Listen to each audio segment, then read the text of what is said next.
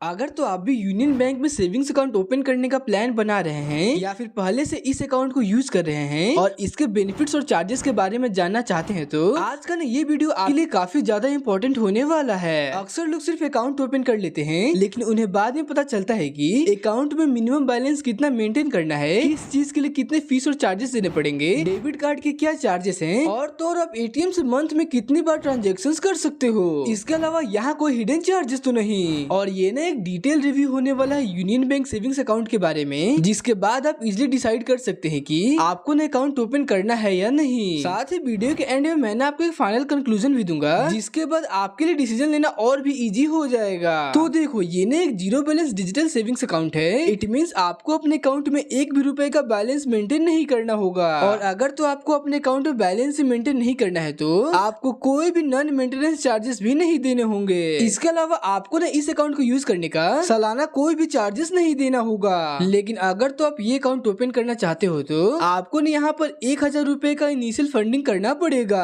और अब ना आप बोलेंगे कि ये एक जीरो बैलेंस अकाउंट है तो इसमें इनिशियल फंडिंग कैसा। तो देखो, आपको ना बस अकाउंट ओपन करने के लिए अपने यूपीआई से 1000 रुपए डालने होंगे और जैसे ही आपका अकाउंट ओपन हो जाता है आप चाहो तो उस पैसे को यूज कर सकते हो और अपने अकाउंट में जीरो बैलेंस भी मेंटेन कर सकते हो। और इसी के साथ अगर तो आप यूनियन बैंक का डिजिटल सेविंग्स अकाउंट ओपन कर लेते हो तो आपको यहाँ पे पर्सनल एक्सीडेंट कवर 5 लाख रुपए तक का मिल जाता है। इसके बाद अब ना हम बात कर लेते हैं, अगर तो आप ब्रांच में जाकर कैश विड्रॉ करते हो तो आपको क्या लिमिट्स मिलता है। अगर आप अपने अकाउंट में क्वार्टरली एवरेज बैलेंस 25,000 रुपए का मेंटेन करते हो तो आप ना पर मंथ 5 विड्रॉल फ्री में कर सकते हो। और वही अगर तो आप अपने अकाउंट में क्वार्टरली बैलेंस 25,000 रुपए से लेकर 50,000 रुपए तक मेंटेन करते हो तो आपको ना मंथ में 8 फ्री विड्रॉल देखने को मिलता है। इसके अलावा अगर तो आपका क्वार्टरली एवरेज बैलेंस 50,000 रुपए से लेकर 1 लाख रुपए तक होता है तो आप ना पर मंथ 12 फ्री विड्रॉल कर सकते हो। लेकिन अगर तो आपका क्वार्टरली एवरेज बैलेंस 1 लाख रुपए से ज्यादा होता है तो आप जितनी बार चाहो उतनी बार विड्रॉल कर सकते हो। अब तक हमने कैश विड्रॉल देख लिया, तो आइए अब ना हम बात कर लेते हैं, अगर तो आप ब्रांच जाकर कैश डिपॉजिट करते हो तो आपको क्या फ्री लिमिट्स मिलता है और फ्री लिमिट्स खत्म होने के बाद क्या चार्जेस लगती हैं। आप ना यहाँ पर मंथ 3 ट्रांजेक्शन बिल्कुल फ्री में कर सकते हो, लेकिन एक ट्रांजैक्शन में आप मैक्सिमम 50,000 रुपए तक ही डिपॉजिट कर सकते हो। अब अगर आप इन फ्री लिमिट्स को क्रॉस कर देते हैं यानी 3 से ज्यादा बार कैश डिपॉजिट करते हो तो आपको ना पर 1000 पर 1 रुपए प्लस 18% जीएसटी का चार्ज देना होगा। इसके बाद अब ना हम इंटरेस्ट रेट की बात करें तो अगर तो आप अपने अकाउंट में 50 लाख रुपए तक बैलेंस रखते हो तो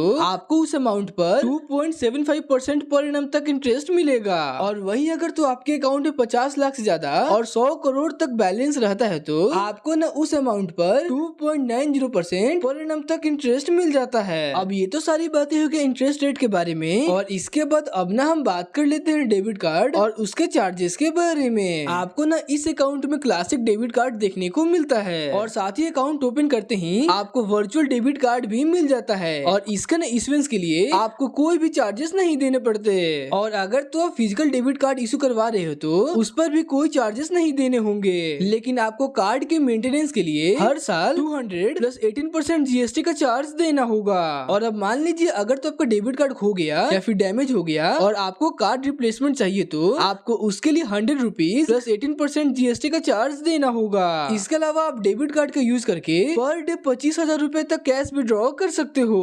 और वहीं डेली पीओएस ट्रांजेक्शन लिमिट की बात करें तो आपको यहाँ पर डे 50,000 रुपए तक की लिमिट दी जाती है। और अगर तो आप फिजिकल डेबिट कार्ड लेते हो तो आपको उसी के साथ 2 लाख रुपए का पर्सनल एक्सीडेंट इंश्योरेंस कवर भी मिल जाता है। अब तक हमने डेबिट कार्ड और उसके चार्जेस को देख लिया। अब इसके बाद हम ना बात कर लेते हैं, अगर तो आप एटीएम पे जाकर ट्रांजेक्शन करते हो तो आपको क्या फ्री लिमिट मिलता है और लिमिट खत्म होने के बाद क्या चार्जेस देने पड़ते हैं। अगर तो आप मेट्रो या फिर नॉन मेट्रो सिटीज में यूनियन बैंक का एटीएम यूज करके फाइनेंशियल ट्रांजेक्शन यानी कैश विड्रॉल और नॉन फाइनेंशियल ट्रांजेक्शन जैसे कि बैलेंस इंक्वायरी, मिनी स्टेटमेंट या पिन जनरेट करते हो तो आपको ना मंथ में 5 ट्रांजेक्शन लिमिट मिल जाता है। और वहीं अगर तो आप किसी दूसरे बैंक का एटीएम यूज करते हो ट्रांजेक्शन के लिए तो आपको मेट्रो सिटीज में 3 ट्रांजेक्शन पर मंथ देखने को मिलते हैं। और वहीं अगर तो आप नॉन मेट्रो सिटीज में रहते हो और किसी दूसरे बैंक का एटीएम यूज कर रहे हो तो आपको यहाँ पर मंथ 5 ट्रांजेक्शन देखने को मिलते हैं। और अब मान लीजिए अगर तो आपका ट्रांजेक्शन का फ्री लिमिट खत्म हो गया और उसके बाद भी आप ट्रांजेक्शन करते हो तो आपको पर फाइनेंशियल ट्रांजेक्शन 23 रुपीज का चार्ज देना होगा। और वहीं पर नॉन फाइनेंशियल ट्रांजेक्शन आपको 9 रुपीज का चार्ज देना होगा।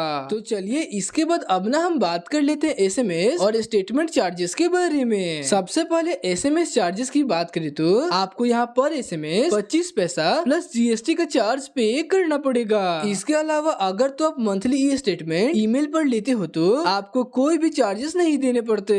लेकिन अगर तो आप बैंक से फिजिकल स्टेटमेंट ले रहे हो, चाहे आपको ज्वाइंट अकाउंट हो या फिर इंडिविजुअल अकाउंट हो, तो आपको उसके लिए 100 रुपीज प्लस 18% GST का चार्ज पे करना पड़ेगा। तो आइए अब ना हम बात कर लेते हैं पासबुक और चेकबुक चार्जेस के बारे में। अगर तो आपका ज्वाइंट अकाउंट है या फिर इंडिविजुअल अकाउंट है तो आपको यहाँ पे पहला फिजिकल पासबुक बिल्कुल फ्री में मिल जाता है। लेकिन अगर तो आपको ज्वाइंट अकाउंट है और आपको डुप्लीकेट पासबुक चाहिए तो आपको उसके लिए 113 रुपया प्लस GST का चार्ज देना होगा। और वहीं अगर तो आपका इंडिविजुअल अकाउंट है और आपको डुप्लीकेट पासबुक चाहिए तो आपको उसके लिए 100 रुपीज प्लस GST का चार्ज देना पड़ेगा। और अब चेकबुक चार्जेस की बात करें तो आपको यहाँ पे हर फाइनेंशियल ईयर में 20 चेकलिफ्ट बिल्कुल फ्री में मिल जाते हैं। लेकिन अगर तो आपको एक्स्ट्रा चेकलिफ्ट चाहिए तो आपको पर चेकलिफ्ट 5 रुपीज प्लस 18% GST का चार्ज देना होगा। अब तक हमने पासबुक और चेकबुक चार्जेस को देख लिया, तो आइए अब ना हम बात कर लेते हैं UPI लिमिट और फंड ट्रांसफर के बारे में। आप नेट बैंकिंग या UPI ऐप के थ्रू पर डे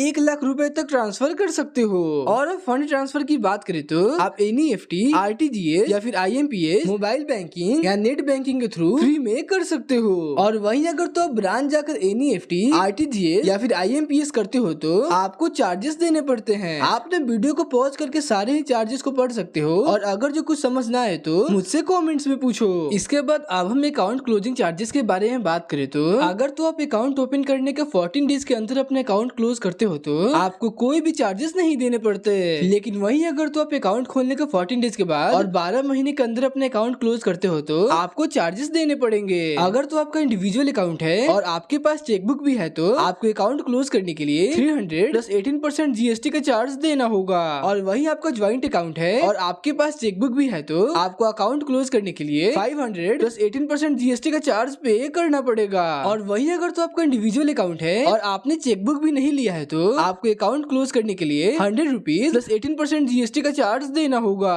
इसके अलावा अगर तो आपका ज्वाइंट अकाउंट है और आपके पास चेकबुक नहीं है तो आपको उस केस में 150 रुपीज प्लस 18% GST का चार्ज पे करना पड़ेगा। अब मान लो अगर तो आप अकाउंट ओपन करने के 12 महीने के बाद अकाउंट क्लोज करते हो तो आपको उस पर भी चार्जेस नहीं देने होंगे। तो चलिए अब लास्ट में बात कर लेते हैं एलिजिबिलिटी क्राइटेरिया के बारे में। तो अगर तो आप ये अकाउंट ओपन करना चाहते हो तो आपकी एज मिनिमम 18 साल होनी चाहिए और साथ ही आपके पास एक इंडियन रेसिडेंट भी होना चाहिए। इसके अलावा आपके पास एक एक्टिव मोबाइल नंबर भी होना चाहिए और साथ ही आपका मोबाइल नंबर आपके आधार कार्ड से लिंक्ड होना चाहिए। और अगर जो आपका नंबर आपके आधार से लिंक्ड नहीं है और आप घर बैठे अपना नंबर अपने आधार कार्ड से लिंक करना चाहते हो तो आप ये वाला वीडियो चेकआउट कर सकते हो। वीडियो का लिंक आपको डिस्क्रिप्शन बॉक्स में या वीडियो आपको आई बटन पर शो हो रहा होगा। तो चलिए अब एक एक करके बात कर लेते हैं। अगर तो आप ये वाला अकाउंट खोलते हो तो आपको कौन सा डॉक्यूमेंट देना पड़ेगा। तो देखो भाई, यहाँ पर अकाउंट ओपन करने के लिए सबसे पहले आपके पास आधार कार्ड होना चाहिए, इसी के साथ ही आपके पास पैन कार्ड भी होना चाहिए और साथ ही एक पासपोर्ट साइज फोटो भी होना चाहिए। और अब हम कंक्लूजन की बात करें तो क्या आपको यूनियन बैंक का डिजिटल सेविंग्स अकाउंट ओपन करना चाहिए या नहीं। अगर आप मेरी मानो तो मैं ना आपको इस अकाउंट को अवॉइड करने को ही बोलूंगा, क्योंकि यहाँ पर आपको SMS के लिए चार्जेस देने पड़ते हैं। वहीं आज के टाइम में मार्केट में ऐसे बहुत से बैंक हैं जो कि आपको SMS के लिए चार्ज नहीं करते हैं। इसके अलावा आपको यहाँ पर कुछ खास इंटरेस्ट रेट भी देखने को नहीं मिलता। लेकिन अगर तो आप अकाउंट ओपन करने का सोच रहे हो तो मैं ना आपको कोटक 81 क्लासिक अकाउंट या फिर इंडसइंड बैंक का डिलाइट अकाउंट ओपन करने को बोलूंगा।